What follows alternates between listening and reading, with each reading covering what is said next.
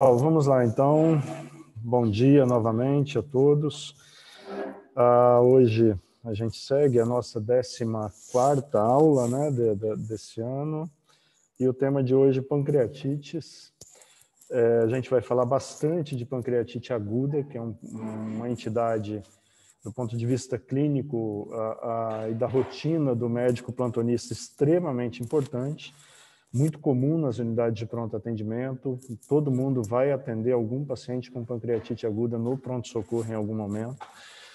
E depois, no final da aula, a gente fala mais rapidamente sobre pancreatite crônica, que é um assunto um pouco mais específico, muito mais voltado para o especialista no dia a dia do que para o médico da unidade de pronto atendimento.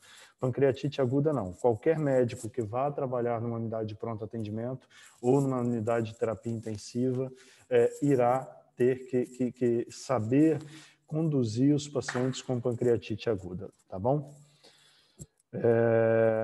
Então, começando pela pancreatite aguda, conforme a gente disse, rapidamente aqui, só relembrando um pouquinho da embriologia, tá? A gente lembra que o pâncreas ele tem uma formação dupla, né? Vamos dizer assim.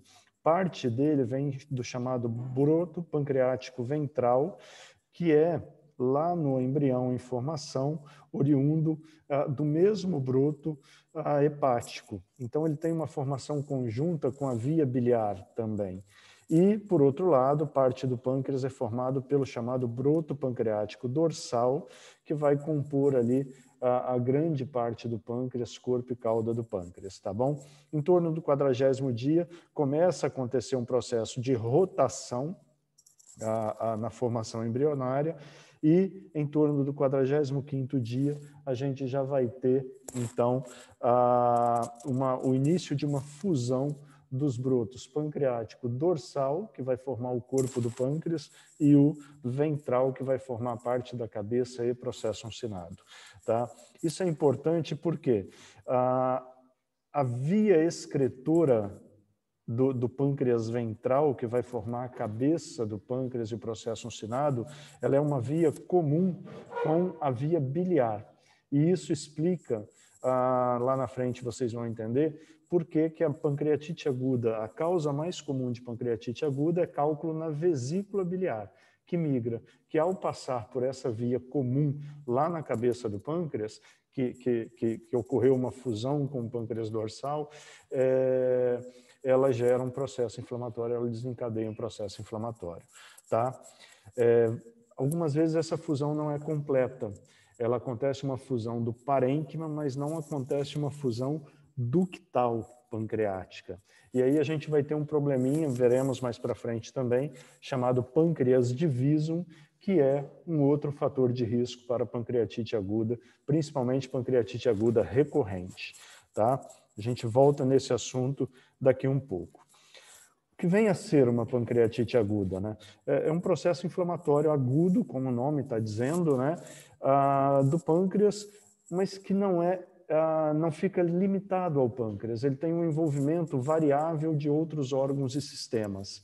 E a gravidade da pancreatite aguda vai ocorrer exatamente do grau de comprometimento de outros órgãos ou sistemas. O principal fator de gravidade da pancreatite aguda acaba não sendo o comprometimento pancreático em si, mas sim a repercussão sistêmica que ela traz para os pacientes, tá?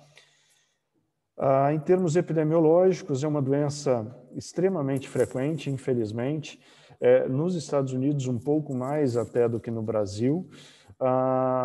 Tem uma morbidade elevada, quer dizer, cerca de 25% dos pacientes terão alguma complicação, seja ela leve ou um pouco mais grave, e uma mortalidade que está longe de ser desprezível, né? 2 a 8%, sendo que se eu pego uma pancreatite aguda leve, eu vou ter uma mortalidade bastante baixa, são quadros de fácil resolução. Por outro lado, se eu pego uma pancreatite aguda grave, eu tenho mortalidade aí que pode chegar a 30 ou mais %. Se eu pego uma pancreatite aguda crítica já, naquele paciente com disfunção orgânica múltipla associada, a mortalidade supera 50%. Tá? Então, são quadros realmente frequentemente catastróficos. Tá? Isso gera um alto custo. Um paciente com pancreatite aguda grave frequentemente permanece internado aí por períodos superiores a 2, às vezes 3 meses, grande parte desse tempo numa unidade de terapia intensiva, em que o custo diário de um paciente desse é extremamente elevado. Antibióticos de amplo espectro, frequentemente precisa, nutrição parenteral, múltiplas abordagens cirúrgicas, hemodiálise, intubação orotraqueal prolongada. Então, assim, são pacientes que realmente geram um custo extremamente elevado para o sistema. E o que é importante que a gente tenha em mente? Que a grande maioria dos casos são por causas evitáveis, né? A gente tem muitas causas, mas a grande parte desses casos são por causas que poderiam eventualmente ser evitadas, tá? Principais causas aqui a gente tem, então, essa é uma publicação relativamente recente, né, dos últimos 5 anos, do New England, em que mais ou menos 40% da estatística deles, isso é estatística americana, naturalmente, dos quadros de pancreatite aguda são oriundos de colelitíase, de litíase biliar, cerca de 30% aí, mas muito variável de um lugar para outro, pancreatite de origem alcoólica, hipertrigliceridemia, correspondendo aí a 2% a 5%, algumas estatísticas chegam a 10%, depois a gente vai ver. E outras causas menos comuns, como alterações genéticas, o uso de determinados medicamentos ou drogas, pancreatite de cunho autoimune, pancreatite iatrogênica, vamos dizer assim. O que é iatrogênico? Né? É aquilo que é provocado pela ação do médico, vamos dizer assim. Então, a CPRE, que é a colangiopancreatografia retrógrada endoscópica, muito utilizada para desobstrução da via biliar, ao manipular a papila duodenal por endoscopia, desencadeia processo inflamatório no pâncreas frequentemente também. Então, a incidência de pancreatite aguda pós-CPRE vai variar aí de 5% a 10% das CPREs realizadas. Não é um número desprezível também, tá? Trauma, né? Trauma abdominal pode levar a pancreatite, causas infecciosas pode levar a pancreatite. O melhor exemplo aí para vocês guardarem é cachumba, né? Uma doença viral. Quem nunca ouviu falar que desceu a cachumba, né? Acometeu outros órgãos, não só a parótida. O acometimento pancreático é uma das possibilidades. Por complicações cirúrgicas, entre outras causas aí, tá? Mas guardem, causa mais comum é biliar. Tá? Em algumas estatísticas, a causa biliar chega a 80% dos pacientes. Tá? Então, são números realmente bastante importantes. Em termos fisiopatológicos, talvez se apagasse pelo menos a luz da frente, fique melhor para vocês verem, tá? É só... Em termos... contrário. Isso. Em termos fisiopatológicos, o que acontece dentro do pâncreas em uma situação normal? Tá? A gente tem lá a produção de enzimas lisossomais, que são aquelas enzimas para ativação de processos fisiológicos das células pancreáticas, tá? Que são produzidas e transportadas dentro dos lisossomas. E a gente tem as enzimas digestivas, que são produzidas e são transportadas dentro de vacúolos, de grânulos de zimogênio, tá? E vão ser secretadas nos canalículos pancreáticos. Isso tudo via complexo de Golgi, né? Em uma situação em que eu tenho um estresse que desencadeia um processo inflamatório, o que vai acontecer? Essas enzimas lisossomais e as enzimas digestivas acabam sendo, vamos dizer assim, colocadas no mesmo espaço. E as enzimas lisossomais acabam ativando as enzimas digestivas. Isso leva a uma digestão, vamos dizer assim, local da célula, que desencadeia um processo inflamatório. Esse processo inflamatório daquela célula desencadeia um processo inflamatório da célula próxima e é um processo, vamos dizer assim, em cascata, que vai ser mais ou menos grave a depender das condições do paciente, tá? Então, o que acontece? O processo inflamatório lá no pâncreas, inicial, ele aumenta a permeabilidade vascular, tá? Capilar, lá em nível de capilar. Isso leva a um aumento da pressão oncótica tecidual. Esse aumento da pressão oncótica tecidual leva a um edema pancreático que comprime a microcirculação e leva a uma isquemia. Ou seja, o aumento da permeabilidade que leva ao edema culmina com uma necrose tecidual. A isquemia leva a uma necrose tecidual. Ok? A ausência de circulação e de oxigenação adequada leva à morte celular. Então, é isso que acontece lá na célula. Aí, esse processo inflamatório, ele acaba gerando uma série de sintomas no paciente, principalmente vômitos, um ilho adinâmico, quer dizer, as alças intestinais se tornam paréticas, levam um exudato retroperitoneal, uma perda de líquido muito grande para o retroperitônio e uma vasodilatação pelo processo inflamatório local. Tá? Tudo isso gera uma hipovolemia que leva a uma má perfusão tecidual. Tá? A má perfusão tecidual no pâncreas, a gente já viu que leva à necrose. No intestino, por exemplo, ela compromete a barreira responsável, aquela barreira linfática que é responsável pela filtração, pela segurança, pela filtragem, né, melhor dizendo, pela segurança em termos de translocação bacteriana. Então, há um aumento de translocação bacteriana. Nos rins, por exemplo, leva a uma necrose tubular aguda. Nos pulmões, leva a uma síndrome da angústia respiratória aguda, que a gente chama de SARA no dia a dia. Ou seja, em diferentes órgãos há um comprometimento por causa do processo inicial que ocorreu lá no pâncreas. Além disso, o que a gente vai ter quando a gente tem um quadro de isquemia e tem uma circulação ainda passando, ainda patente, vamos dizer assim, nesse órgão? Vai haver o que a gente chama de reperfusão, ou seja, a própria drenagem venosa daquele órgão leva para a circulação sistêmica diversas substâncias oriundas do quadro de isquemia que o paciente apresentou. Tá? Então, o principal aqui são fatores do complemento que vão ativar células como polimorfonucleares e os macrófagos, tá? Que vão produzir as citocinas pró-inflamatórias, diversas delas aí, e essas citocinas circulantes acabam levando a um quadro sistêmico que a gente chama de síndrome da resposta inflamatória sistêmica, SIRS, né? O que é isso? Então, é um quadro sistêmico, né?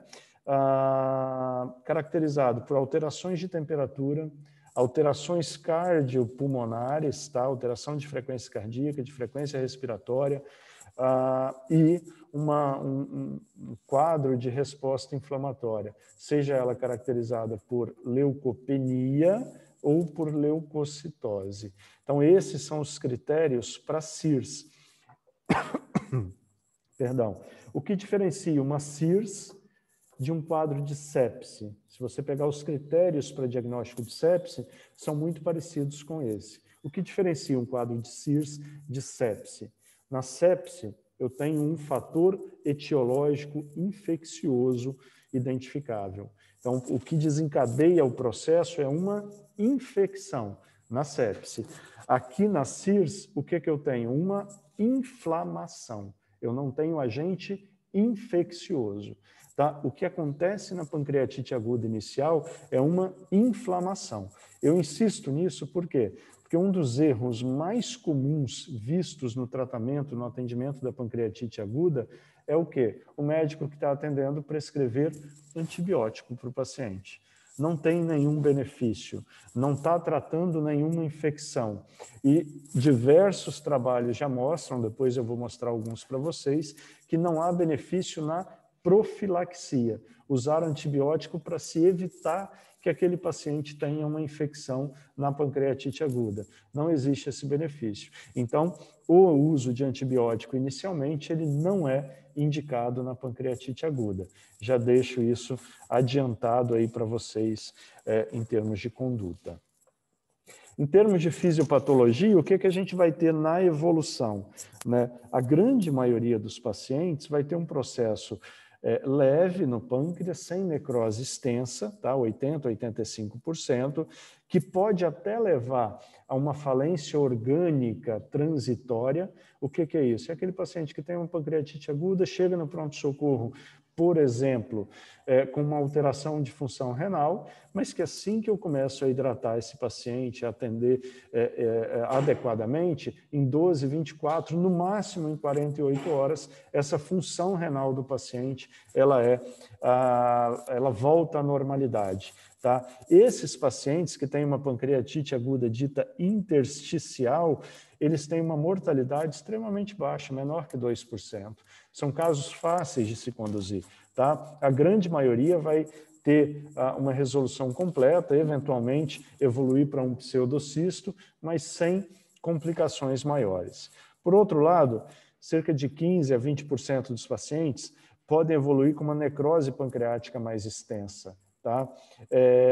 E isso pode levar a uma falência orgânica transitória, sistêmica, por exemplo, o mesmo exemplo que eu dei, uma insuficiência renal que melhora rapidamente, e isso leva, nesses casos, mesmo tendo necrose pancreática extensa, a mortalidade é baixa, tá? Menor que 5%.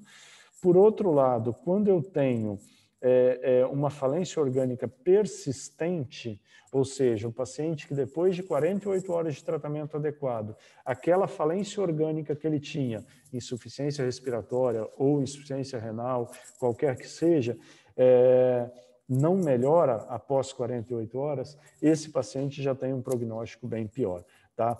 A maioria deles acaba evoluindo para uma necrose estéril, que a gente chama, ou seja, não sofre infecção associada. E aí o prognóstico é um pouco melhor. Tá? Por outro lado, quando eu tenho uma infecção daquela necrose, esse paciente tem um prognóstico muito ruim. Tá? Então, se ele tem uma falência orgânica persistente e uma necrose infectada, o prognóstico dele, infelizmente, é bastante reservado. Tá? Então, essa divisão inicial, quando a gente vai atendendo um paciente com pancreatite, claro que não é lá no pronto-socorro que isso é feito, é depois, a condução do caso na enfermaria durante a internação. Se é uma pancreatite aguda leve intersticial, ou se é uma pancreatite aguda mais grave, com necrose e com comprometimento orgânico, sistêmico, isso é fundamental, porque eu preciso saber com que tipo de paciente que eu estou lidando. Eu tenho que entender exatamente essas diferenças. Tá? Em termos etiológicos, né, o que a gente tem? A principal causa, conforme eu disse, é a causa biliar, tá? É a causa mais comum. Acontece por uma obstrução ao nível da papila, por algum cálculo biliar que migrou, tá? Que saiu da vesícula biliar e que, ao passar pela papila do adenal maior, gera uma hiperpressão no sistema pancreático que desencadeia um processo inflamatório agudo. Importante a gente lembrar que a coledocolitíase, o cálculo lá impactado na papila, ele vai permanecer após uma semana em apenas 20% dos pacientes. E o fato dele permanecer não tem associação com a gravidade da pancreatite. Então, o que causa a pancreatite vai ser a passagem do cálculo. Tá? Se ele for embora ou se ele vai ficar um tempo mais impactado na papila, não influencia nem na ocorrência da pancreatite e nem na maior gravidade do quadro. Tá bom? Muito raramente a pancreatite vai estar associada à colestite aguda. Né? A colestite aguda ela acontece normalmente por uma obstrução lá no ducto cístico. A pancreatite ela vai acontecer pela passagem do cálculo na papila. Então, eu teria que ter meio que dois cálculos, vamos dizer assim, um que passe pela papila, um outro que fique impactado lá em cima no ducto cístico, em uma época parecida, próxima, para que eu tivesse os dois processos. Tá? Então, ela não é comumente vista. A colangite aguda é uma complicação grave. Quando que eu vou suspeitar? Quando houver colestase. Então, nesses 20% dos pacientes em que o cálculo permanece impactado na papila, eu posso ter uma colangite aguda associada, uma infecção da via biliar do paciente, tá? O que a gente acredita é que a pancreatite aconteça, na passagem do cálculo, pela hiperpressão que ele gera no sistema ductal pancreático. Ele passa, obstrui, mesmo que temporariamente, aumenta a pressão no sistema ductal, e isso desencadeia aquele processo inflamatório que a gente viu. Certo? E a icterícia, ela vai estar associada em grau variável e nem sempre representa um cálculo impactado. Às vezes, o edema da papila duodenal pela passagem do cálculo, ele gera um aumento de bilirrubinas, que pode ser visto até ao exame físico, né, a icterícia, e não significa que tenha um cálculo impactado. Quando eu tenho um aumento progressivo de bilirrubinas, aí provavelmente eu tenho cálculo impactado lá na papila duodenal. Tá bom? Então é isso que a gente imagina que aconteça. Olha, o cálculo na vesícula, ele acaba caindo na via biliar.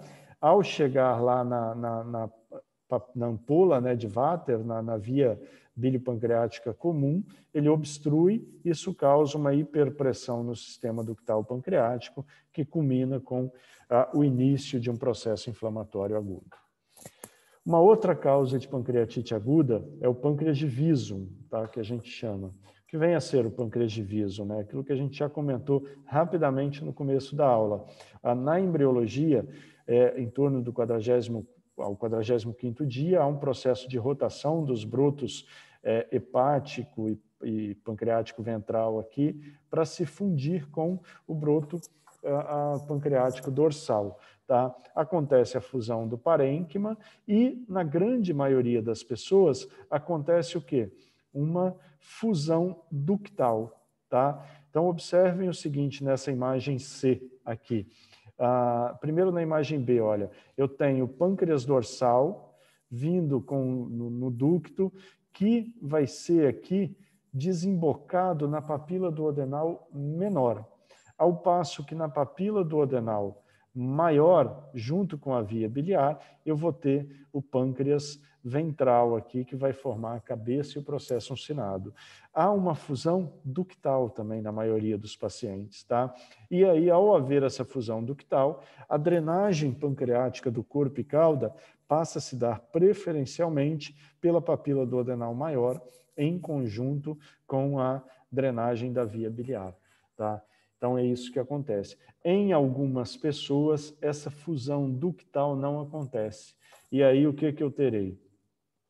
Eu terei toda a secreção do corpo e cauda do pâncreas drenando pela papila duodenal menor, né, através do ducto de Santorini. E apenas a secreção da cabeça e processo uncinado drenando pela papila duodenal maior, que, como o nome diz, é uma papila mais desenvolvida mesmo. Tá?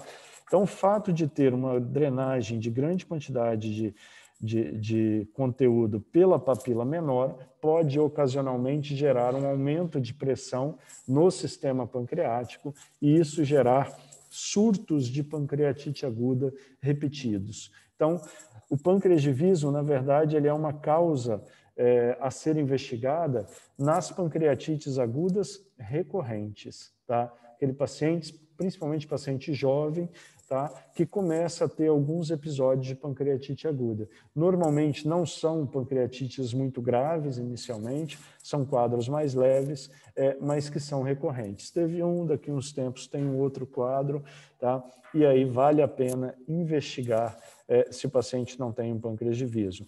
Como que investiga? Hoje, através de ressonância. O exame de ressonância mostra muito bem o sistema ductal pancreático para a gente, tá bom? Então, isso é o que acontece no pâncreas de Visum e isso é o que deveria acontecer normalmente, olha, a fusão ductal para que a secreção do corpo e cauda do pâncreas drenasse pela papila duodenal maior, tá? Tratamento para esse quadro, muito controverso, duas medidas são as mais recomendadas. Uma delas é a CPRE, com a abertura da papila menor. Se o problema que a gente imagina é que a papila seja pouco desenvolvida, vai lá por endoscopia e acaba abrindo um pouco essa papila. Uma outra medida que alguns autores recomendam é o ofertar para o paciente enzimas pancreáticas. Hoje a gente tem isso disponível para você compra, né, medicamento, e o paciente usa nas refeições a enzima pancreática. Isso leva a um menor estímulo pancreático, tá? E teoricamente reduz os surtos de a inflamação.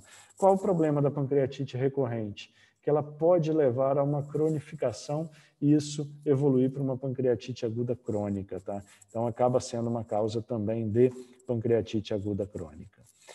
Etiologia por álcool, tá? Na verdade, o uso do álcool é uma causa comum recorrente de pancreatite aguda crônica. É a causa mais comum de pancreatite aguda crônica. Mas em alguns países, principalmente países europeus e nos Estados Unidos, é uma causa também de pancreatite aguda, tá?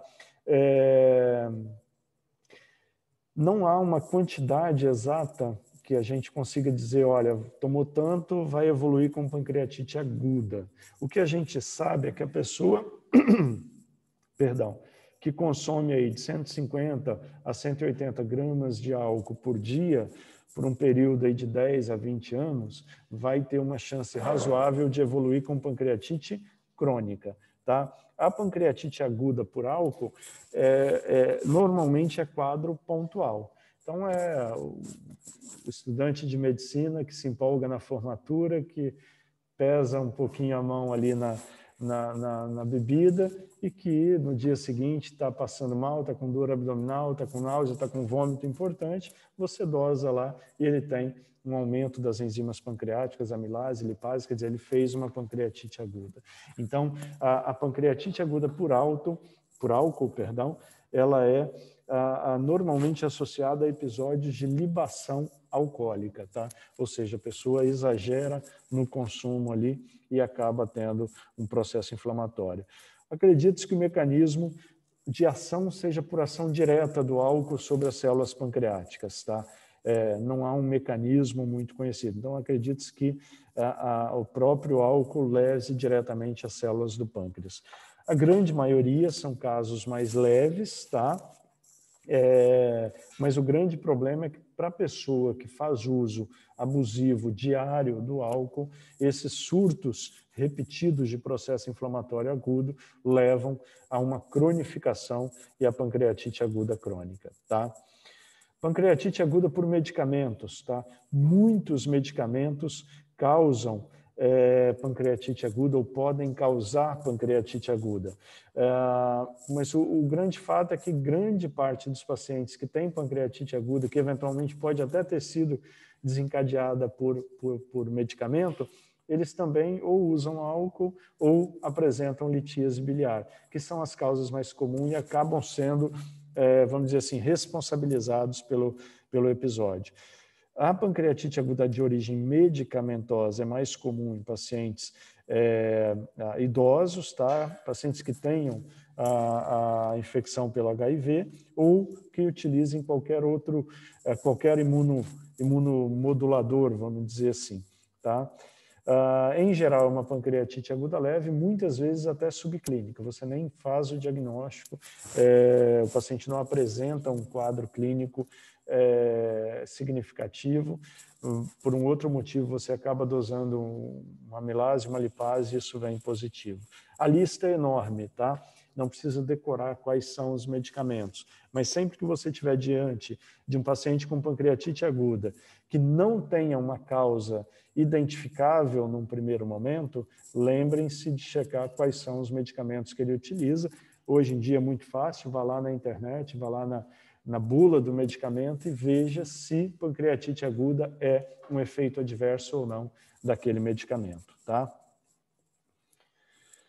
Hiperlipidemia, né? Na verdade, aqui o certo seria hipertrigliceridemia, tá? O problema não é o colesterol do paciente, o problema é o triglicérides, tá?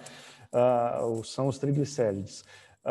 é responsável aí por cerca de 5 a 10% dos casos de pancreatite aguda, mas é muito importante entre gestantes, tá? Então, 50% dos casos de pancreatite aguda em gestantes são devido à hipertrigliceridemia. Normalmente acontece quando o nível sérico de triglicérides está superior a 1000. Então, é um marco aí mais ou menos para a gente lembrar. São quadros geralmente de maior gravidade e o mecanismo é um pouco incerto, mas acredita-se que o próprio triglicérides, ao entrar em contato com a enzima pancreática, gere ali ácidos graxos e a formação de micelas que levam a uma lesão endotelial, ativação ali de plaquetas e uma isquemia, uma trombose microvascular e uma isquemia subsequente, tá? Outra causa, CPRE, que a gente já comentou, que é a colangiopancreatografia retrógrada endoscópica, tem uma incidência em torno de 5% após a CPRS, gravidade variável, depende muito de fatores técnicos, de quem está fazendo, de como a pessoa faz o exame, do tipo de cateterização que a pessoa faz da via biliar, tá? E sempre que for uma cateterização biliar muito difícil, o que acontece na CPRE? O endoscopista ele tenta acessar a via biliar, mas às vezes o fio guia, o instrumental, vai para a via pancreática. Então, se ele manipula muito a via pancreática de maneira acidental, o uso de um stent, de uma prótese pancreática bastante fina, ela é importante, porque isso reduz o edema pós-procedimento e diminui a chance do paciente apresentar pancreatite. Então, é a única medida comprovadamente, na verdade, a única não, ela associada ao uso de anti-inflamatórios, principalmente a indometacina, reduzem a incidência da pancreatite aguda pós-CPRE. Como que se faz o diagnóstico da pancreatite aguda? O diagnóstico ele é baseado em 3 fatores. Clínico, né, que tem que ser uma história clínica e minimamente compatível, exames laboratoriais, basicamente a dosagem de amilase ou lipase, tá? E os exames de imagem, principalmente aqui a tomografia computadorizada. Quadro clínico de pancreatite aguda. Dor abdominal, principalmente em andar superior de abdômen, eventualmente dita como sendo uma dor em faixa, tá? Aquela dor que acomete todo o andar superior do abdômen e que pode ter irradiação para o dorso do paciente na mesma altura, tá? Associada a vômitos. Todo paciente que chega no pronto-socorro com dor abdominal e vômitos, entre as suas primeiras 3 hipóteses diagnósticas, tem que constar pancreatite aguda, tá? Então, é um diagnóstico diferencial muito importante.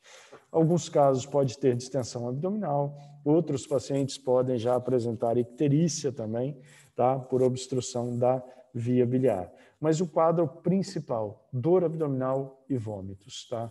Sempre se lembrar de pancreatite aguda nessa situação. Associado a isso, a esse quadro, a gente pode ter sinais de CIRS, né, de resposta inflamatória sistêmica. Posso ter um paciente que vem apresentar aí, por exemplo, derrame pleural, que eu estou mostrando aqui para vocês. Ó. Isso do lado de cá é um pulmão normal.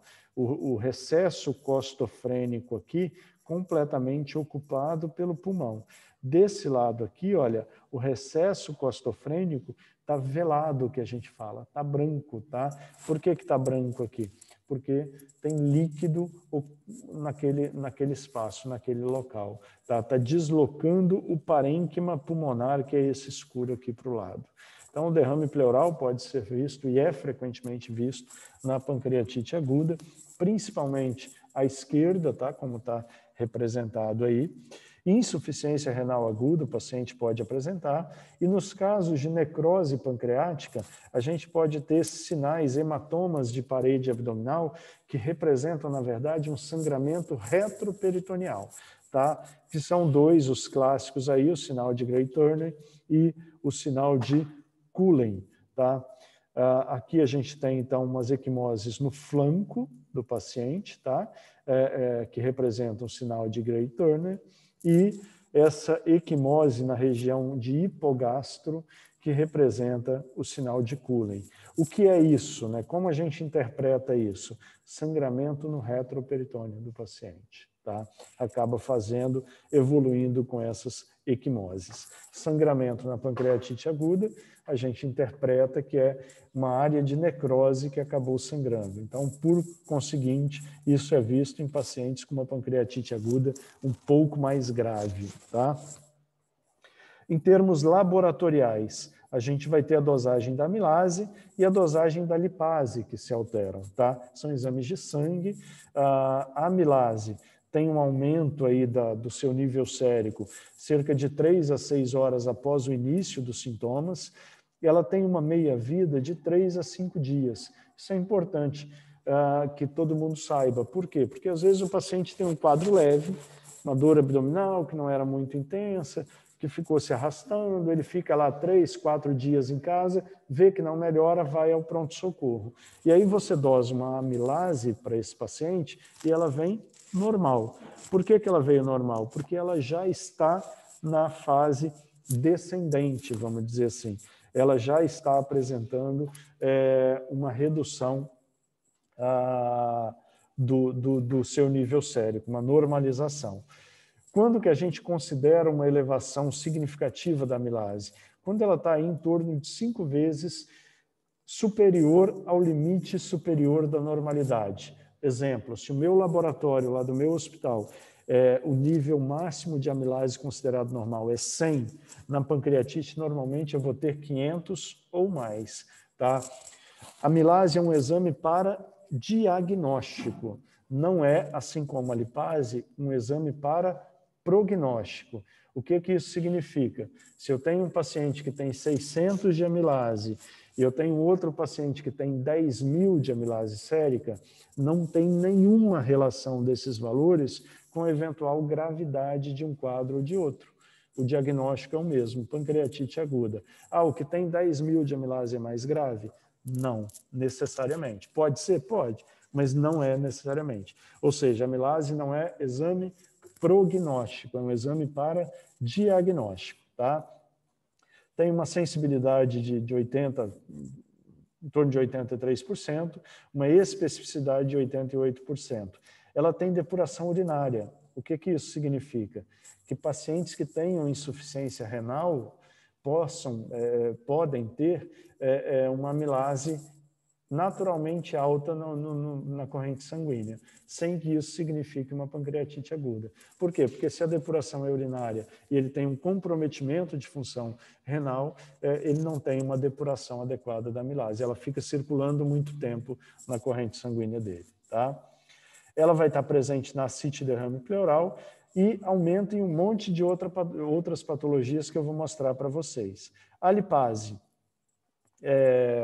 A lipase, ela deixa eu só mudar aqui.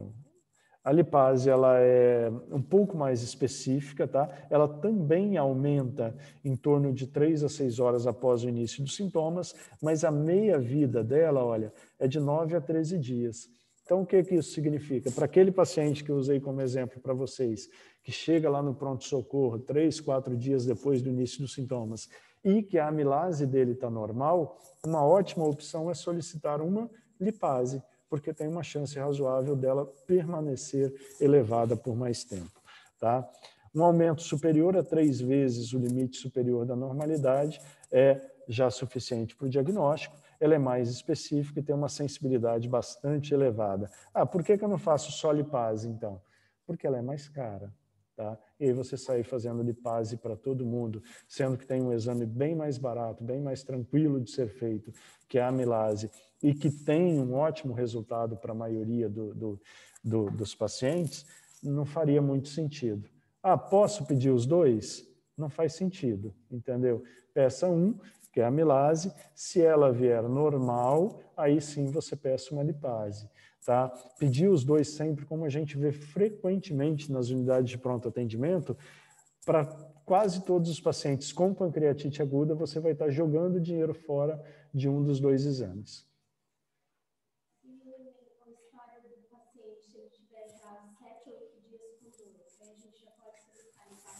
se o seu diagnóstico, se a sua hipótese, a pergunta é se o paciente já tem alguns dias de história, só repetindo para quem está em casa aqui, tá? Se já tem alguns dias de história, 7, 8 dias, chega ao pronto-socorro e parece uma pancreatite, sim, solicite a lipase inicialmente, que a amilase já tem uma chance muito grande de estar normal, tá bom? Então já vá direto para a lipase. A ideia de entender isso daqui é exatamente isso, tá bom? Então, aqui uma lista para vocês, olha, causas de hiperamilasemia sérica. Tá vendo? Ó, quanta coisa que pode levar a um aumento de amilase sérica. Então, a gente tem desde causas abdominais, apendicite aguda, colestite aguda, úlcera perfurada, infarto mesentérico, né, que é isquemia mesentérica, ou seja, diversas alterações, e causas não abdominais. Embolia pulmonar pode aumentar a amilase, a parotidite, né, que é a cachumba, aumenta a amilase, então cuidado com o aumento isolado. Insuficiência renal aumenta a amilase, tá? Sem que isso signifique pancreatite aguda. Então, assim, a amilase é um excelente exame no contexto clínico adequado. Então, eu tenho que solicitar o exame pensando para aquele paciente que a hipótese dele é uma pancreatite aguda. Aí eu tenho uma chance de acerto bastante maior, tá bom? Por imagem, né? Então, a gente tem nos exames de imagem, basicamente aí a tomografia como sendo o principal exame para diagnóstico da pancreatite aguda. A gente tem, frequentemente faz a ultrassonografia de abdômen, mas não é para diagnóstico da pancreatite aguda, e sim para diagnóstico etiológico da pancreatite aguda. Ultrassom a gente faz para ver se o paciente tem ou não pedra na vesícula, para ver se a pancreatite dele é de origem biliar ou não. Para ver pâncreas, para diagnóstico de pancreatite aguda, o exame é tomografia ou ressonância magnética, principalmente a tomografia. E aí existe uma classificação, que depois a gente vai falar melhor dela, que é a classificação de Baltazar, que a gente leva em consideração as alterações edematosas e peripancreáticas e a presença e a extensão da necrose, tá? Então, aqui que a gente vai ver, olha, isso é uma tomografia do paciente, são diferentes pacientes, na verdade, tá? Com imagens de pancreatite. Então, aqui a gente vai ter, olha, um pâncreas bastante preservado, com um edema, esse cinza aqui, peripancreático, compatível com pancreatite aguda, a princípio tomograficamente não muito grave. Aqui eu já tenho uma quantidade maior de líquido superior aqui retrogástrico. Aqui eu já tenho necrose do pâncreas. Então eu tenho o pâncreas normal aqui e a partir daqui, olha, ele desaparece, tá? O que eu tenho é uma área de necrose, o contraste não chega até ali. Então isso é compatível com uma necrose pancreática. E aqui já é um quadro tardio, em que há uma coleção bem delimitada, homogênea, compatível aí com um pseudocisto de pâncreas. Então, a tomografia ela dá isso para a gente. Muito se discutiu na literatura nos últimos 20 anos, 25 anos, sobre como classificar uma pancreatite aguda, o que é uma pancreatite leve, o que é uma pancreatite grave. E aí a gente teve, desde de Atlanta 92 até 2016, 17, aí diversas modificações nas classificações. A mais aceita atualmente é essa, que é a classificação de Atlanta modificada, que vai levar em consideração, para a gravidade da pancreatite, a presença de falência orgânica e sinais ali de complicações locais ou sistêmicas, tá? E aí divide a pancreatite aguda em leve, moderadamente grave e grave. O que é uma pancreatite aguda leve? É aquela que não tem falência orgânica nenhuma, tá? E que não apresenta complicação local nenhuma na tomografia. É a grande maioria dos pacientes que apresentam pancreatite aguda intersticial, tá? O que vem a ser uma pancreatite aguda grave? É aquela que tem uma falência orgânica persistente. O que é persistente? É aquela falência orgânica, insuficiência renal, insuficiência respiratória, insuficiência hepática, alteração de coagulação, qualquer uma dessas, que persista por mais do que 48 horas com o tratamento adequado. Tá? Então, é o paciente que chegou, que eu levei para a UTI, que eu estou hidratando, que eu estou atendendo de maneira adequada, e esse paciente não apresenta reversão da disfunção orgânica que ele apresenta após 48 horas de tratamento. Tá?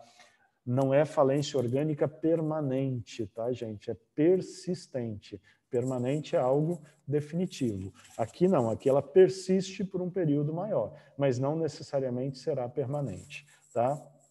Eu falo isso porque frequentemente nas provas escritas a gente pega lá, falência orgânica permanente. Não é permanente, é persistente, tá bom?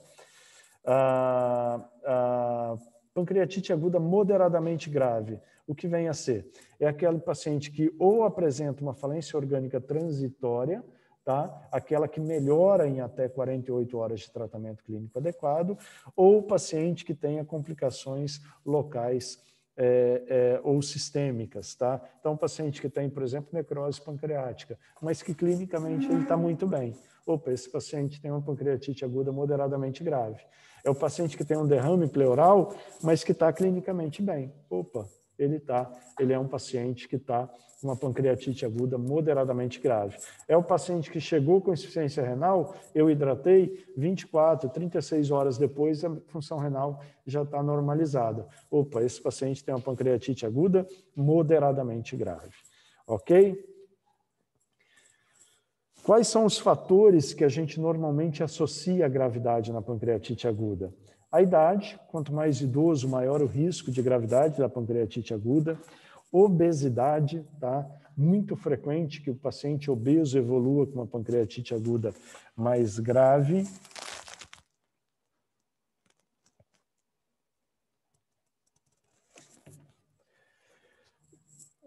Evolua com uma pancreatite aguda um pouco mais grave.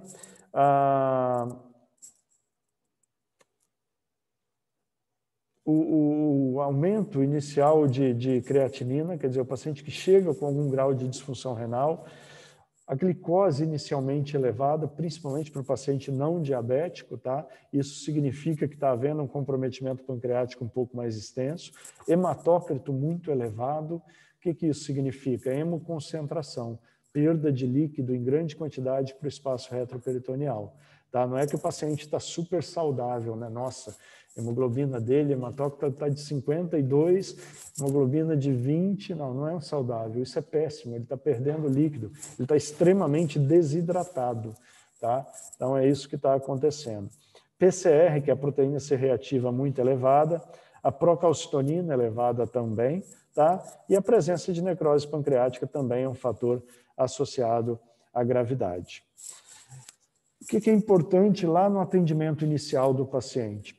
Que o médico busque alguma maneira de identificar se aquele paciente que ele está atendendo é um paciente com pancreatite aguda leve ou é um paciente potencialmente grave ou grave, tá? Por que isso é importante? Porque o cuidado, a intenção do cuidado, a intensidade, melhor dizendo, do cuidado que ele vai ter com aquele paciente vai ser diferente. Se é um paciente com muitos fatores de risco para a gravidade, talvez seja importante observar esse paciente numa unidade de terapia intensiva ou semi-intensiva por pelo menos 24 a 48 horas para ver. Se é um paciente que não tem nenhum sinal de gravidade, esse paciente vai para a enfermaria com um tratamento adequado, mas com um cuidado diferente, tá? Buscando essa identificação, facilitar essa identificação, diversos scores prognósticos foram desenvolvidos. Se tem um monte de score, é porque não tem um score que seja muito bom. Tá? Isso é uma frase clássica em medicina. Se você tem um monte de opção para a mesma coisa, é porque não existe uma opção excelente. Tá? Então, infelizmente, a gente colocou aqui alguns, mas tem muitos outros scores também. Tá? O mais famoso, que a maioria das pessoas acaba utilizando, é o chamado score de Hansen. Tá? O que é o score de Hansen? Ele é baseado em dados clínicos e laboratoriais do paciente, que são feitos, parte deles na admissão do paciente e parte deles após 48 horas de tratamento. Então, de cara, a principal crítica que eu vou fazer é o quê? Eu preciso aguardar 48 horas para concluir o score. Isso, para quem quer classificar um paciente como potencialmente grave ou não, já é um tempo muito longo. Grande parte das vezes, o que é que a gente faz? Faz o score na admissão. Se ele tem ali, para cada fator desse que ele apresente, está vendo? Por exemplo, idade maior que 70 anos, se for biliar, leucometria maior que 18.000, glicose maior que 220, para cada fator desse que ele apresente, eu dou um ponto para ele. Se ele tem mais do que 2, ou seja, 3 ou mais pontos, a chance de gravidade é maior. O risco de ter uma pancreatite grave é maior. Cuidado, porque, por exemplo, se eu pego um paciente sabidamente diabético e que chega com uma glicemia muito alterada, talvez seja só um paciente que não faça um tratamento adequado para o diabetes. Agora, se o paciente não é diabético, a glicemia é um dado muito importante, tá bom? Então, esse é o score de Hanson. Maior que 2 pontos, indicativo de maior gravidade. O Apache 2, tá? Observem que são, salvo engano, 13 itens. Cada item desse tem diversos critérios para pontuação, tá? E aí você vai dando ponto conforme ele for apresentando. É muito complexo para você ficar fazendo num paciente que você está admitindo. O score de Apache normalmente é utilizado na UTI, para avaliação prognóstica de pacientes internados nas unidades de terapia intensiva. Por quê? Porque ele é muito complexo. O que é que eu quero que vocês lembrem? Que um score maior do que 7, ou seja, igual ou superior a 8, no paciente com a pancreatite aguda, ele é um indicativo de gravidade importante, tá? Você vai ficar fazendo Apache lá no teu consultório, no pronto-socorro? Não, não vai fazer porque ele é complexo, requer um monte de exame laboratorial específico, então é um exame para ser feito, um score para ser feito em pacientes internados em unidade de terapia intensiva. O score de Glasgow, muito parecido com o Hanson, tá? Deve ser feito nas 48 horas iniciais, não tem um marco exato, um momento exato para ser feito, em que você leva em consideração esses parâmetros. Para cada parâmetro alterado, você dá um ponto, e se ele tiver 3 ou mais pontos no somatório, o prognóstico piora, tá? Nos últimos anos, nos últimos 10 anos, o score de BISAP tem sido bastante utilizado, tá? O BISAP ele é um score que leva em consideração o nitrogênio sérico, o status mental do paciente, se tem ou não sinais de resposta inflamatória sistêmica, a idade e se ele tem alteração pleural ou não. Alteração pleural vista, por exemplo, a radiografia que você faz do paciente. Então, ele não é um score complexo para ser feito. São alguns itens fáceis de serem realizados, tá? Para cada item desse, você dá um ponto e, conforme o score dele, a chance de mortalidade desse paciente vai aumentando. Por exemplo, se ele tem 0 no score, a mortalidade na pancreatite aguda, nesse caso, é 0,20%, tá? Ou seja, bastante rara. Se eu tenho 5 pontos, esse paciente tem aí em torno de 25% de chance de ir a óbito por causa da pancreatite aguda, tá bom? Então, ele é um índice prognóstico não muito complexo e muito bom de ser aplicado nas unidades de pronto atendimento. Existe um outro score, que é o score de Baltazar-Hanson, tá? Que pode ser aplicado, mas que não será aplicado a todos os pacientes. Por quê? Porque ele é um score tomográfico. E tomografia para pancreatite aguda a gente vai fazer para casos clinicamente mais graves, tá? Então, para aqueles pacientes que apresentem sinais de gravidade maior. Aí a gente vai fazer tomografia para ver se ele tem necrose pancreática ou não. Para a pancreatite aguda leve, não há benefício nenhum em se fazer tomografia de rotina, tá? Aí, como que eu faço o diagnóstico?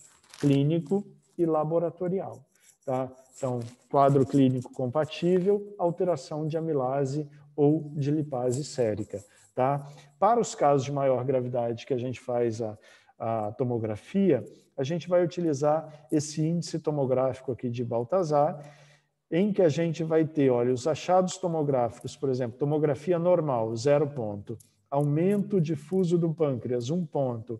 Aumento do pâncreas com alterações peripancreáticas, tá? 2. Coleção líquida única peripancreática, 3 pontos. Várias coleções peripancreáticas, 4 pontos. E aí avalio se ele tem necrose ou não. Se não tem necrose, 0 ponto. Se a necrose presente é menor do que 30% do órgão, 2 pontos. Se é de 30 a 50, 4 pontos. E se é maior do que 50%, eu vou ter 6 pontos no total. Tá? Somo os pontos daqui com o ponto daqui, e aí se eu tenho de 0 a 3 pontos, eu vou ter essa morbimortalidade. Se eu tenho, por exemplo, de 7 a 10 pontos, eu já vou ter aí uma morbidade de 92% e uma mortalidade de 17%. Tá? Então, é assim que funciona o score de Baltazar. Precisa decorar isso? Não, eu preciso que vocês entendam, tá? Como que fica isso daí. O que é importante que vocês saibam, gente? Que a gravidade da pancreatite aguda, ela está muito relacionada com a avaliação clínica que você faz desse paciente. Um paciente que está clinicamente bem, que não apresenta CIRS, ele tem uma morbimortalidade praticamente nula, tá? Se ele tem uma CIRS leve, que reverte em até 48 horas, ele é um paciente que vai ter uma morbimortalidade muito baixa, olha, menor aqui do que 5% normalmente, tá? Por outro lado, se você tem um paciente que tem uma CIRS persistente, aquele paciente que apresenta taquicardia, que apresenta alterações respiratórias, alterações de temperatura, leuco extremamente elevado ou uma leucopenia importante, esse paciente que esse quadro persiste, você vai ter, sem dúvida nenhuma, um caso com um potencial de gravidade muito maior. Tá vendo? Ó, a necrose acontece mais frequentemente, a necessidade de UTI é muito comum nesse caso e a mortalidade também é bastante elevada. Então, lembrem-se disso. Quando você atende um paciente com pancreatite aguda, veja se ele preenche sinais de CIRS. Se preenche, fique de olho nesse paciente. Trate adequadamente nas horas iniciais. Não está melhorando, persistiu, esse é um paciente que vai ter um potencial de gravidade muito maior, tá bom? Então, a avaliação clínica é fundamental. Como que a gente trata a pancreatite aguda, tá? Para tratar a pancreatite aguda, a gente vai ter que dividir em etapas. Primeira coisa é o tratamento inicial. É o paciente que chega ao pronto atendimento e eu estou atendendo e eu já preciso pensar como tratar esse paciente naquele momento. Ele está com dor, ele está com muita náusea, ele está vomitando, ele está desidratado, ele está com disfunção orgânica, eu preciso tratar esse paciente, tá? Outra coisa é tratar as complicações, que geralmente vão aparecer aí mais tarde um pouquinho, a não ser aquelas complicações já da fase inicial, como a insuficiência renal, a insuficiência respiratória, essas eu já preciso tratar inicialmente. Complicações, principalmente infecciosas, são vistas após 2 semanas, normalmente, de a história clínica, tá? E tratar a causa, para que ele não tenha um novo episódio de pancreatite. Então, o tratamento envolve essas 3 etapas. Tratamento inicial, como é feito? Controle da dor, é um paciente que vai estar apresentando dor importante, o paciente precisa que você controle vômito dele, ele tem frequentemente muita náusea, muito vômito, então entre com medicamentos potentes para isso. Tem que haver um repouso pancreático, né? Quanto maior a ingesta de alimentos, maior o estímulo pancreático. Se eu tenho um órgão inflamado, o que eu quero? Que ele repouse um pouco, que ele trabalhe, entre aspas, o menor tempo possível. Então, o que a gente faz? Jejum via oral e ainda usa bloqueadores da secreção ácida do estômago, principalmente IBP. Tá? Os inibidores de bomba de prótons. Para quê? Para reduzir ao máximo a secreção gástrica. O conteúdo ácido no duodeno estimula a secreção pancreática. Se eu reduzo a secreção ácida gástrica, eu reduzo o estímulo pancreático. Hidratação endovenosa. Alguns trabalhos importantes sugerem que você faça hidratação vigorosa do paciente, tá? Hidratação abundante, até que ele venha apresentar boa diurese, sinais claros de que está bem hidratado. Outros autores recomendam que você faça hidratação guiada por metas, tá? Que no final é tudo muito parecido, mas guiado por metas seria o quê? Você avaliar a cada volume que você faz, você avaliar se o paciente teve diurese, se não teve, se mudou a perfusão tecidual dele, se não mudou, e ir hidratando conforme a necessidade, tá? O fato é que você precisa hidratar o paciente para que ele tenha uma recuperação volumétrica adequada aí. Suporte nutricional, principalmente para aquele paciente com pancreatite mais grave, que vai ficar mais tempo em jejum, tá? Então, a gente precisa apresentar aí, colocar esse paciente em alguma terapia nutricional. Uso de antibióticos. Eu deixo bem claro assim, que na fase aguda inicial é contraindicado, não utilize. Mas você olha lá, dá uma vontade, ele está com 18, 20 mil de leuco, né? No atendimento inicial, eu vou dar antibiótico. Não é infecção, é inflamação. Antibiótico não trata a inflamação e não há benefício profilático do uso de antibiótico. Mas ele está grave, vai para a UTI, está entubado, não precisa de antibiótico, tá? Pelo contrário, quando você dá antibiótico para esse paciente e ele tem, por exemplo, uma pancreatite aguda grave, necrotizante, você vai lá e dá antibiótico para ele. Não tem efeito benéfico na profilaxia e daqui a 2, 3 semanas ele infecta aquela necrose. E aí ele vai infectar por bactérias que já serão resistentes ao antibiótico que você estava usando.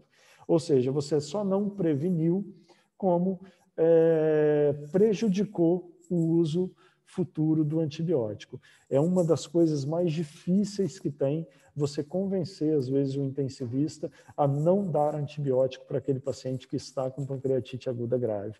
Não, segura, não é infeccioso, é inflamatório. Vamos observando. Porque, assim, trata o médico, né, o antibiótico. O médico se sente menos aflito porque ele está dando antibiótico para aquele paciente que está grave, tá? Mas não traz um benefício real para o paciente, tá bom? Quando que eu vou dar antibiótico na fase inicial? Quando eu suspeito que esse paciente tenha alguma outra complicação. Ele tem um abscesso, ele tem uma colangite, ele tem uma colecistite, aí sim eu penso em dar antibiótico para ele. Do contrário, não, tá?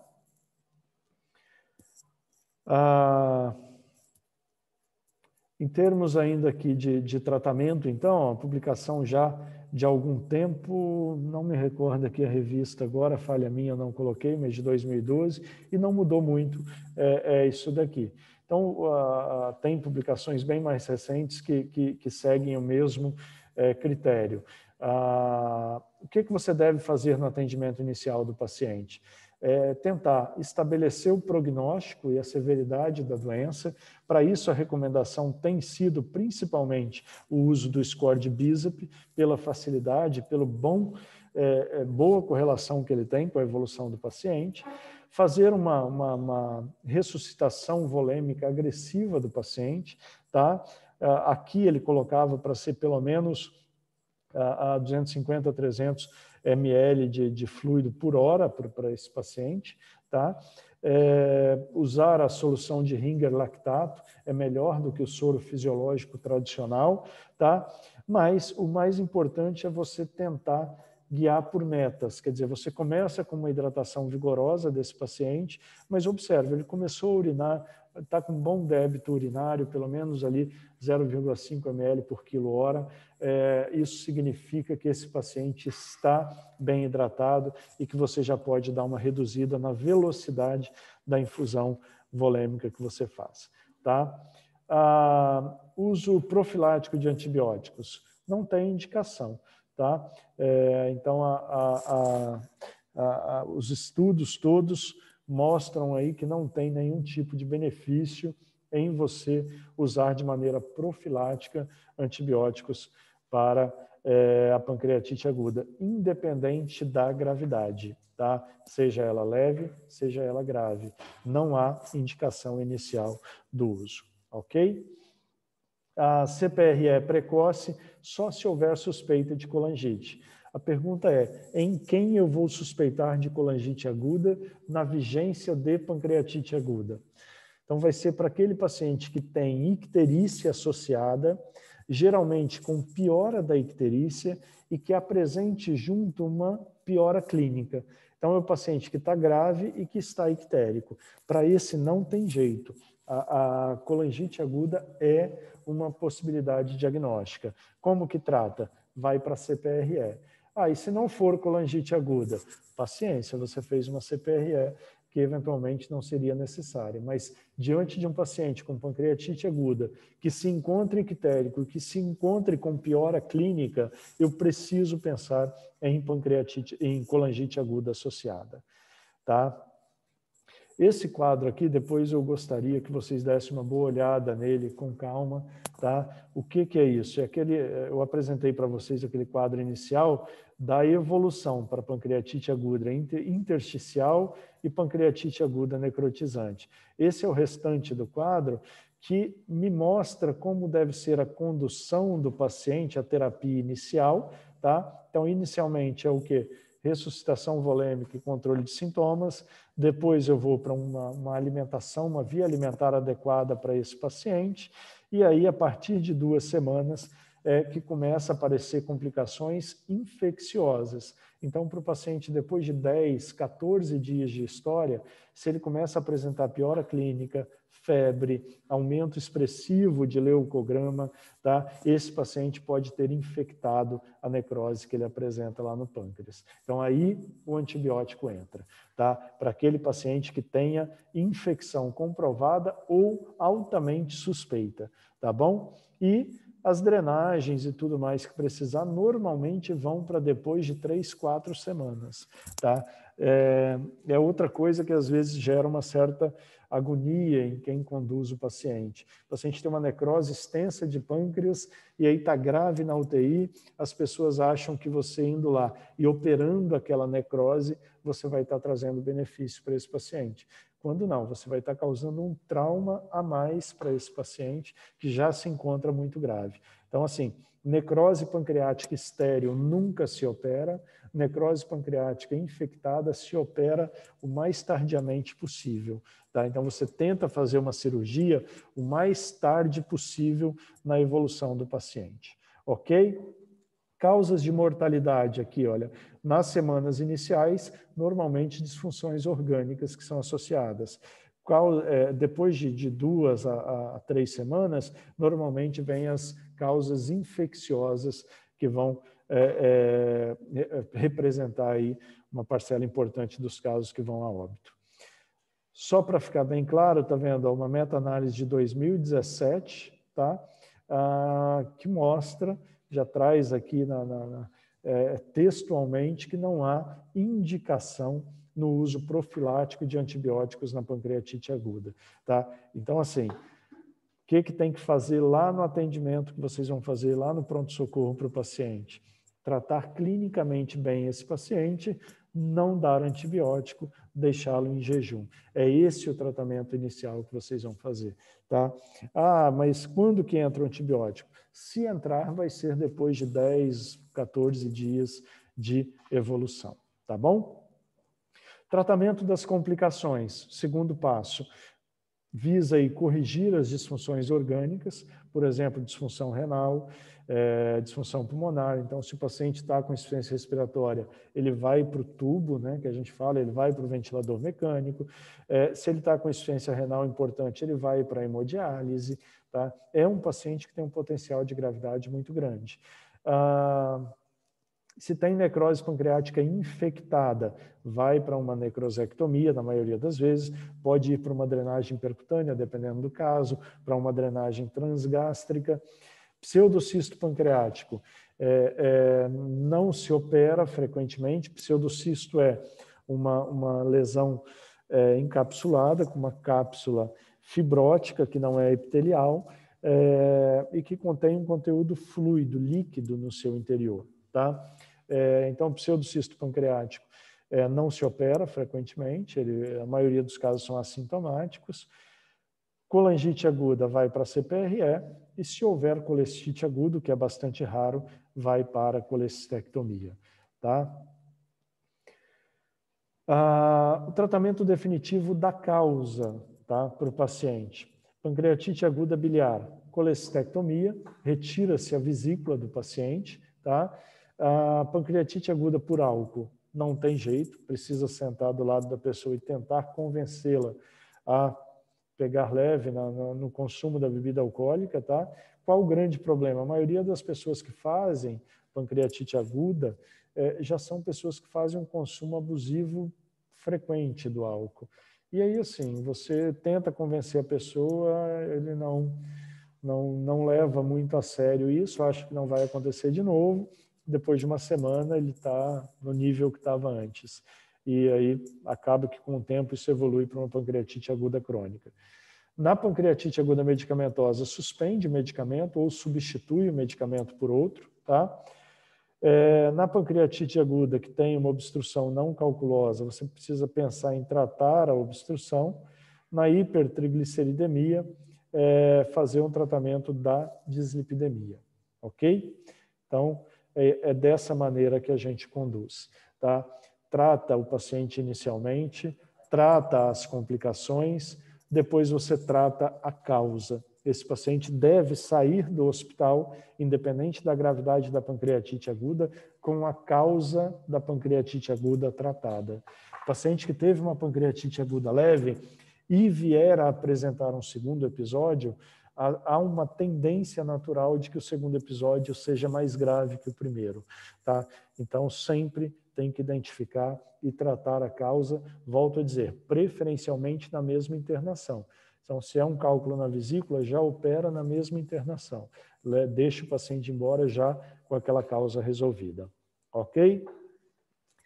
Vamos rapidamente aqui, conforme eu disse, falar de pancreatite aguda crônica, tá? É um assunto mais específico, né?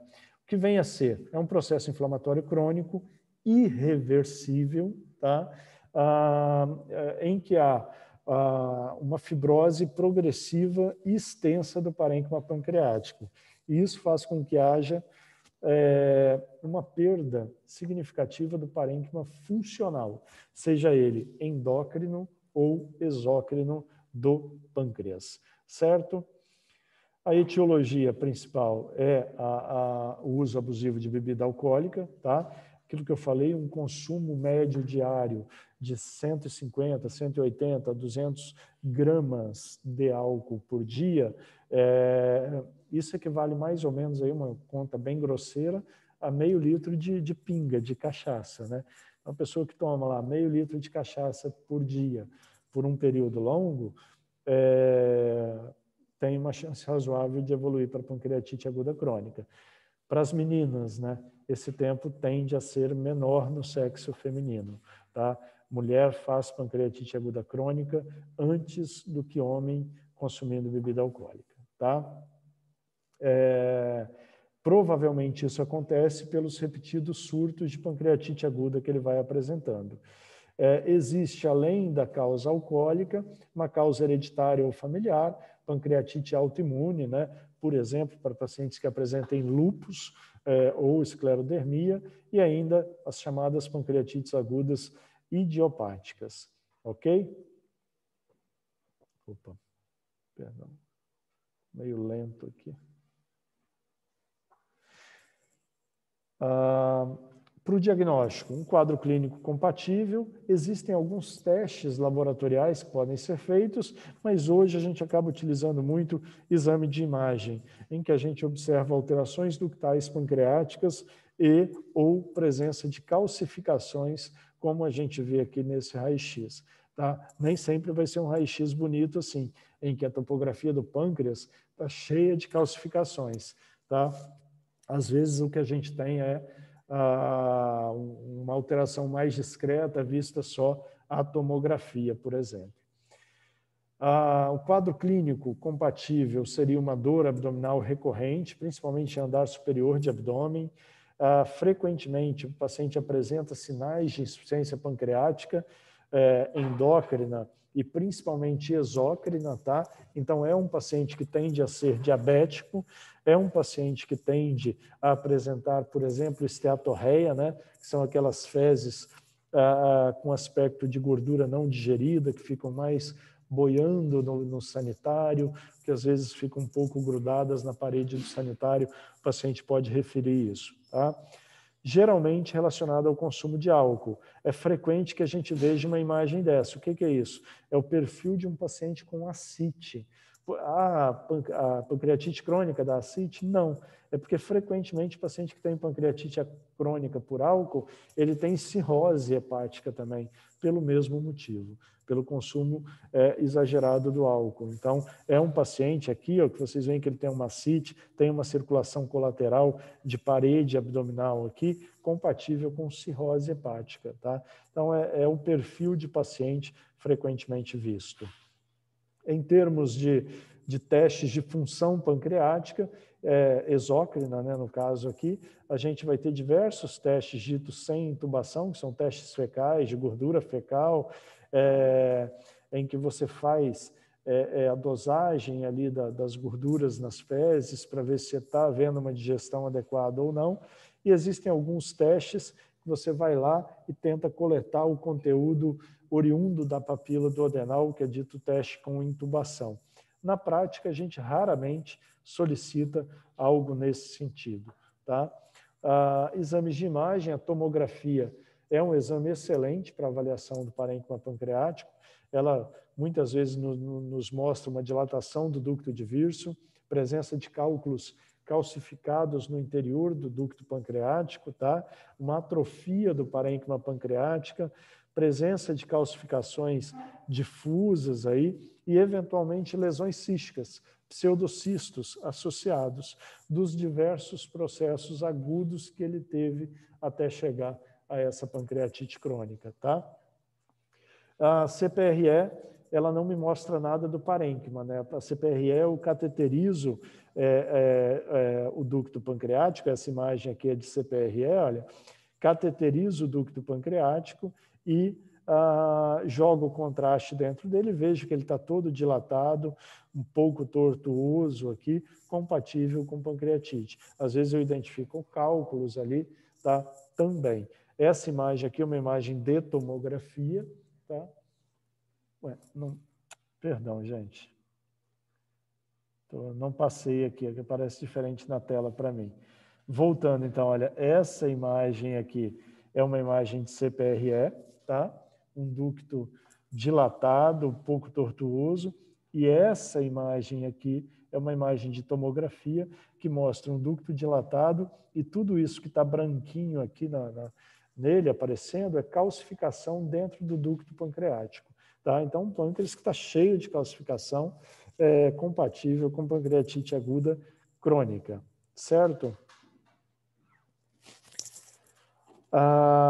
Como que faz o tratamento, né? Vou tentar tratar a parte exócrina do pâncreas. A gente acaba dando enzima pancreática para esse paciente, em torno de 30 mil unidades por dia, a dose inicial. Se precisar, você aumenta até essa dose por refeição e vai tentando achar o ponto adequado. Como que eu sei do ponto adequado? Quando as fezes, por exemplo, passam a apresentar um aspecto de que esteja havendo uma digestão adequada, tá? Tratamento do diabetes, aí as opções serão muitas para tratamento, né? Tem evoluído muito nos últimos tempos aí no tratamento do diabetes. E o calcanhar de Aquiles da pancreatite crônica é o quê? Tratamento da dor. Esse paciente tem dor crônica. E é aquele paciente que você começa dando analgésico comum, aí já não faz mais efeito, você passa para um opioide fraco, daí uns tempos não faz mais efeito, aí você passa já para um opioide mais forte, morfina, alguma coisa assim, aí esse paciente fica viciado no medicamento e não tem resposta adequada à dor. Então, aquele paciente que de 2 em 2 dias está lá no pronto-socorro dizendo que está com dor só para tomar morfina, porque tem um efeito adequado para ele. Tá? Tem um efeito adequado, entre aspas, né? Tem um efeito de drogadição mesmo para o paciente. Então, é um problema o tratamento da dor crônica desse paciente. Na maioria das vezes a gente tenta o tratamento clínico, associado a um controle dietético aí, e eventualmente você indica um tratamento cirúrgico por causa da dor, tá? Quando que a gente vai indicar, então? Normalmente para dor de difícil controle ou aquela dor dita intratável, e o tipo de cirurgia vai ser muito baseado no grau de dilatação do sistema ductal. Pode ser cirurgia de ressecção, como, por exemplo, a gastroduodenopancreatectomia, que a gente já mostrou para vocês aí em aulas anteriores, como pode ser também cirurgias ditas derivativas. E aí são 3 técnicas utilizadas, a de Beger, a de Frey e a de Pueston. Vamos lá, só para lembrar. Então, a gastroduodenopancreatectomia ou cirurgia de Whipple, quando que a gente vai indicar? Na pancreatite crônica, tá, gente? Para aquele paciente que tenha uma chamada pseudotumoração na cabeça do pâncreas. Aquele paciente que o processo inflamatório é muito intenso na cabeça do pâncreas, tá? E que tenha dor crônica. É uma cirurgia bastante agressiva, que tem uma morbimortalidade bastante elevada. Então, eu preciso selecionar bem o paciente. Muitas vezes ele tem essa massa e eu não consigo definir se aquela massa é inflamatória da pancreatite crônica ou se é um tumor pancreático que ele está apresentando. A gente acaba indicando ressecção algumas vezes. Hoje, a grande parte desses pacientes conseguem ter acesso à ecoendoscopia, o exame ecoendoscópico que vai lá e faz uma punção, mas isso ainda é uma realidade restrita a grandes centros e a pacientes basicamente de convênios. Né? O Sistema Único de Saúde, para você conseguir uma ecoendoscopia, enfim, é bastante complexo aí, a não ser que você esteja em um hospital escola grande. Hospital das Clínicas de São Paulo, por exemplo, os grandes hospitais Unicamp, hospitais de Curitiba, que sejam hospitais de escola, senão você acaba não tendo esse método disponível no Sistema Único de Saúde. Cirurgia de Beger, tá? É uma cirurgia em que se faz a ressecção da cabeça pancreática, tá? Como se fosse uma enucleação associada a uma anastomose do corpo com uma alça intestinal, uma anastomose término-terminal, conforme está representada aqui nesse desenho para vocês observarem, tá? É uma cirurgia que pode ser feita mesmo com pouca dilatação do sistema ductal pancreático, tá? Não é uma cirurgia que exige uma dilatação maior. Existe uma outra cirurgia, que é o procedimento de Frey, em que se faz uma ressecção, como se fosse uma enucleação da cabeça pancreática, associada a uma anastomose laterolateral com uma alça intestinal. Tá? Isso, para se fazer essa anastomose, há uma necessidade de que se tenha uma dilatação do sistema ductal. E, por fim, a cirurgia mais realizada, quando há dilatação significativa do sistema ductal, é a chamada cirurgia de Pueston, em que não se resseca nada, apenas se abre o sistema ductal e se faz uma anastomose pancreato-jejunal laterolateral, normalmente em Y de Roux, com preservação da cabeça do pâncreas, inclusive. Requisito, ela requer uma dilatação ductal em torno de 10 milímetros, ou seja, tem que ter pelo menos 1 centímetro de dilatação ductal para que essa cirurgia possa ser realizada. Certo, pessoal? Então é isso, procedimento cirúrgico na pancreatite crônica, lembrem-se disso, basicamente tratamento da dor, ok? Aqui eu vou fazer um discreto merchandising para vocês, tá? Mas é por um motivo óbvio. A gente vai fazer um simpósio semana que vem, à noite, são 3 dias, 1h30 mais ou menos por dia, sobre transtornos da vesícula e das vias biliares. Por que eu estou mostrando isso para vocês? Porque é o assunto do bimestre para vocês, tá? Então, tem um colega de Fortaleza, tem colega de Brasília, um colega de São Paulo, que vão dar aula também. São vários assuntos, são 3 dias, são várias aulas diferentes, transmitido pelo YouTube, tá? Tem o site que tem as informações certinho aí. Depois deem uma olhada, porque eu acho que vale a pena acompanhar. É, no mínimo, uma opinião de pessoas que têm muita experiência no tratamento de transtornos da vesícula e das vias biliares. Certo, pessoal? Dúvidas? Pode ser